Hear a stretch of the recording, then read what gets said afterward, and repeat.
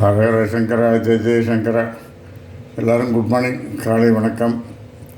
இன்றைக்கி என்ன சமையலுங்கிறத மாமி சொல்லுவா, எப்படி பண்ணால் எல்லோரும் டீட்டெயிலாக கேட்டுக்கோங்க. ஜீரம் பருப்பு ரசம் வச்சுருக்கேன். ஒரு டேபிள் ஸ்பூன் துவரம் பருப்பு, அரை டீஸ்பூன் ஜீரகம், ரெண்டையும் அப்படியே ட்ரையாகவே அப்படியே மிக்சியில் போட்டு மினி ஜாரில் போட்டு அரைச்சி வச்சுக்கோங்க. எப்பொழுதும் ரசத்துக்கு கரைக்கிற மாதிரி சின்ன நெல்லிக்காய் அளவு புளி எடுத்து கரைச்சுட்டு தக்காளி 2 போட்டு இது பண்ணிவிட்டு உப்பு, ரசப்பொடி, கட்டி பெருங்காயம் போட்டு இதை கொதிக்க வைங்க.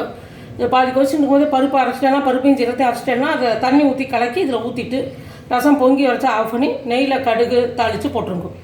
ஜீரம் பருப்பு ரசத்துக்கு தொட்டுக்கிறதுக்கு முட்டைக்கோசு பருப்பு உசிலி பண்ணியிருக்கேன். முட்டைக்கோசை தனியாக வேக வச்சு எடுத்துவிட்டு அப்புறம் பருப்பை தனியாக, அதாவது ஒரு அரை டம்ளர் துவரம் பருப்பு, 1 டேபிள் ஸ்பூன் கடலைப்பருப்பு, 1 டேபிள் ஸ்பூன் உளுத்தம் பருப்பு, அவ்வளோதான். நல்லா 2-3 மணி நேரம் ஊற வச்சு 2 ரெட் சில்லி, 1 க்ரீன் சில்லி வச்சு உப்பு, பெருங்காயத்தூள் போட்டு இதை மிக்சியில் அரைச்சி வேட்டில் வச்சுட்டு இட்லி கொப்பரையில் பருப்பை இந்த முட்டைக்கோசு தனியாக வேக வச்சுட்டு எடுத்துகிட்டு இந்த இட்லி கொப்பரையில் வச்சுருந்த பருப்பை எடுத்து உதுத்துட்டு கடுகு உளுத்தம் பருப்பு தாளித்து முட்டைக்கோசு தண்ணியை இருத்துட்டு இதில் போட்டுட்டேன்.